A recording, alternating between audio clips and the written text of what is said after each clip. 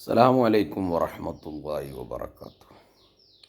എന്തൊക്കെ സുഹൃത്തുക്കളെ, ഞാൻ ഇന്നൊരു വീഡിയോ കേൾക്കാനുണ്ടായി. വല്ലാത്ത വിഷമായിപ്പോയി. നമുക്കതൊന്ന് കേട്ട് നോക്കുക. ഇപ്പൊ നോക്കിയാൽ ഒരുപാട് മൊലിയന്മാരെ കണക്ക് നോക്കിയാൽ റമദാനു ഷെരീഫിൽ ഓലെ മെയിൻ ജോലി എന്താ? റമദാനിൽ ഒരൊറ്റ ഒന്ന് അധികം പെടണ്ടാവില്ല, ഒക്കെ ദുബായിലായിരിക്കും, അല്ലെങ്കിൽ സൗദിയിലായിരിക്കും, അല്ലെങ്കിൽ ഖത്തറിലായിരിക്കും, ഒമാനിലായിരിക്കും, ബഹ്റൈനിലായിരിക്കും, കുവൈത്തിലായിരിക്കും. ഇങ്ങനത്തെ ഗൾഫ് രാഷ്ട്രങ്ങളിലായിരിക്കും മൊലിയന്മാരൊക്കെ. എന്തിനാ? ഖുർആൻ ഓതാൻ പോയതാ, ഇബാദത്ത് എടുക്കാൻ പോയതാ. എന്താ പണി? ആടെ പോയിട്ടുള്ള ആൾക്കാരടുത്തൊക്കെ പോയിട്ട് പണം ഇരന്നുണ്ടാക്കണ പണിയാണ്. ഏത് അമ്പിയാക്കളെ വിറാസത്ത് അത്?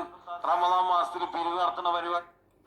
ഞാൻ ഏകദേശം 50 വയസ്സായി. ഈ കാലയളവിൽ ഒരുപാട് റമദാനു ഷെരീഫ് കഴിഞ്ഞു പോയി. ഇങ്ങനത്തെ ഒരു വയല് എൻ്റെ ജീവിതത്തിൽ ആദ്യമായിട്ട് കേൾക്കുകയാണ്.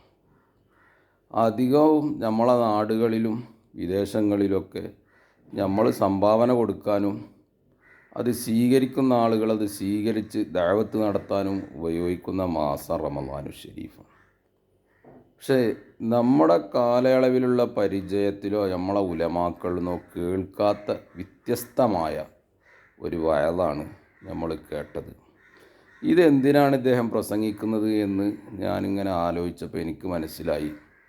ബഹുമാനപ്പെട്ട ഷെയ്ഖുന സുൽത്താനുൽ ഉലമയും ബഹുമാനപ്പെട്ട മൗലാന പേരോട് ഉസ്താദും അതുപോലത്തെ വലിയ വലിയ ആലിമീങ്ങൾ വിദേശത്ത് പോയി 1 ഉറുപ്പിയും 2 ദിർഹമും 5 ദിർഹമും 100 ദിർഹമും 500 ദിർഹമും ഒക്കെ കിട്ടിയത് നാട്ടിൽ കൊണ്ടുവന്ന് അവരെ മക്കൾക്ക് പോറ്റാനല്ല, അവരെ മക്കളെ പോറ്റാനല്ല, അല്ലാതെ കുടുംബങ്ങളെ പോറ്റാനല്ല, പാവപ്പെട്ട മുഅ്മിനീങ്ങളായ വിദ്യാർത്ഥികൾ അള്ളാഹുവിൻ്റെ ഖുർആനും ഹദീസും പഠിക്കുകയും അതോടൊപ്പം ഉന്നത വിദ്യാഭ്യാസം നൽകുകയും ചെയ്യുന്നതിന് കിട്ടുന്ന പണം മുടക്കാൻ വേണ്ടിയുള്ളൊരു പ്രസംഗമാണെന്ന് എനിക്ക് മനസ്സിലായി.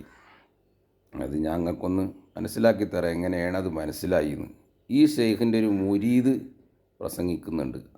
അത് ഏകദേശം ഈ പ്രസംഗം കഴിഞ്ഞ ഉടനെയാണോ അല്ലെങ്കിൽ അതേ സ്റ്റേജിൽ തന്നെ ആയിരിക്കും.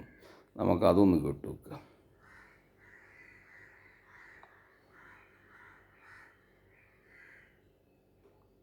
അപ്പൊ ഒരു കാര്യം ഇവിടെ ആവർത്തിച്ചു പറയുന്നു, പിരിവ് നടത്തിയിട്ടാണ് നമ്മളൊക്കെ ഇത് നടത്തുന്നത്, അല്ലേ? ഇപ്പൊ നമ്മളിന്ന് ബദർ നേർച്ച നടത്തുകയാണ്, എല്ലാവർക്കും ഭക്ഷണം കൊടുക്കുന്നുണ്ട്.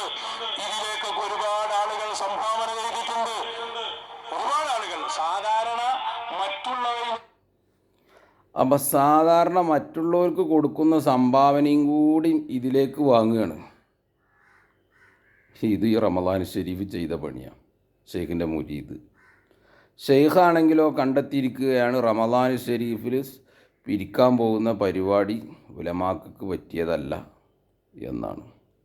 അള്ളാഹു ഈ സമുദായത്തെ കാൾക്കട്ടെ.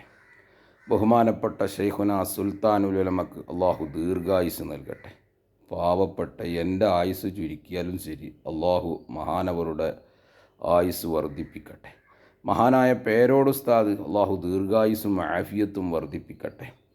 എൻ്റെ ആയുസ് ചുരുക്കിയാലും പേരോട് ഉസ്താദിൻ്റെ ആയുസ് അള്ളാഹു വർദ്ധിപ്പിച്ചു കൊടുക്കട്ടെ.